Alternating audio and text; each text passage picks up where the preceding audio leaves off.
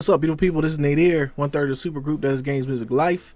Let's talk about this series, the between the Clippers and the Utah Jazz. So Utah wins the series 5-4, sends the Clippers home.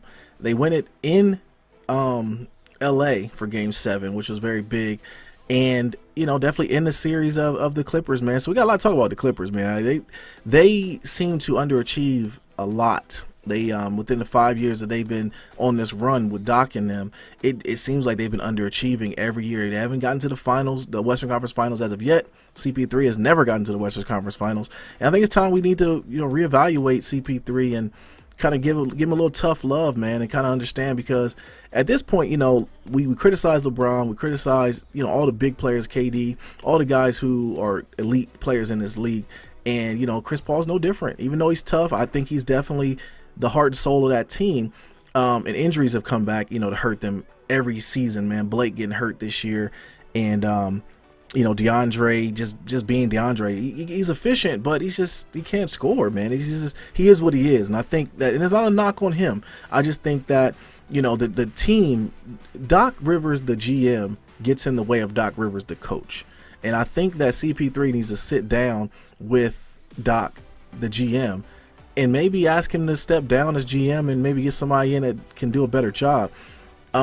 Giving his son all that money was definitely a mistake. I think Austin played well last year, and I think Austin's a pro. But with that being said, there's no reason why he should be out there, just giving him minutes the way he does. And at one point, even in the game, in Game 7, I looked at, it was a pivotal point kind of early in the game. Doc had 4 guards out there, and I didn't understand what in the world he was doing. Utah just exploited that matchup every time. They had Paul Pierce out there, and shout out to Paul Pierce. His career is now over. He rise off into the sunset, definitely a Hall of Famer. But they had Paul Pierce on Joe Johnson, and Joe Johnson just looked at him like he was food and just commenced to give him everything he wanted. At one point, the Clippers were down almost 20 points at half, if not 20. I don't fact check, so y'all know I'm not going to look that up. But nonetheless, the Clippers got a lot of things to think about this offseason. A very uncertain summer. CP3 is supposed to sign the Supermax deal, getting almost 200 mil this offseason. That was the rumor that was going halfway within the season. Blake is definitely, you got to understand what you're getting out of him. What you've got at this point, is it worth it? I would have maybe blown it up. I mean, they could probably lose Redick. He's a free agent this offseason, so they're probably going to lose him. He couldn't really do any much in the series against Utah either. He's a matchup problem as far as defensively, because Utah has a lot of slashers, and they're a tough matchup. Hayward, he has a Nas part, which I don't know how to feel about that as of yet. He has a Nas part, but that's another subject.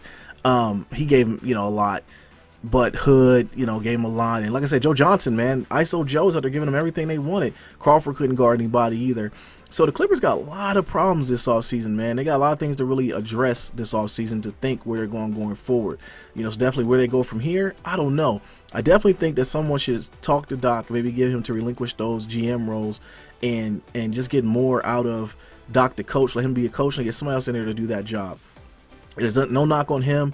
As far as not being a good GM, which I don't think he is, but kind of say it in a nice way, get him to step down.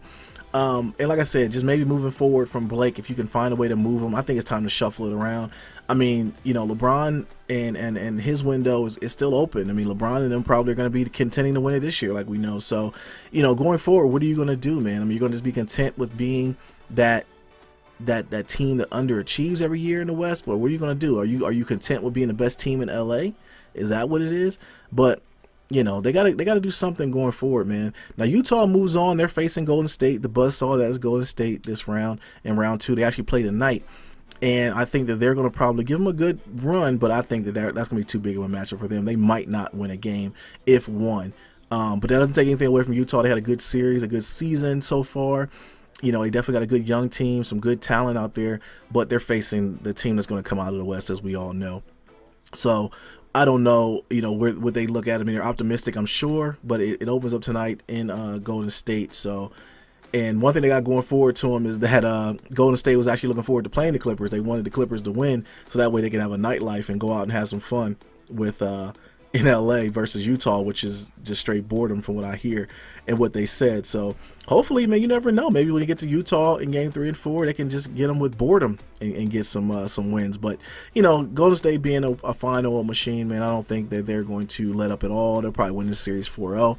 If not, maybe Utah will pull it together and win a game if they can get hot from 3. So we will see. But that's just my take on the series between the Clippers and the Utah Jazz. Clippers underachieved once again, and I feel bad for CP3, but at some point we got to criticize him. We have to be able to, you know, look at him in a bigger lens, man, because that Banana Boat team with the guys, the Banana Boat crew, which is, you know, Wade, CP3 and Melo and LeBron. Out of all them, man, CP3 and Melo, man, they're the two that they really are the whipping boys right now. They got to get some wins, and when it comes down to it, what are you gonna be known as? You know, when your career ends, are you gonna be a champion, or are you gonna be a guy who just went out in the first round every year? And so far, it's what those guys have been. So we'll see what happens. I hope that they get some help out in LA. And definitely quit being content with being the best team in Los Angeles, which that's like arguing being the tallest midget at this point. But that's nonetheless another story as well. But this is Nate here, 1/3 of Supergroup Does Games Music Life, man. Drink more water, people. Peace.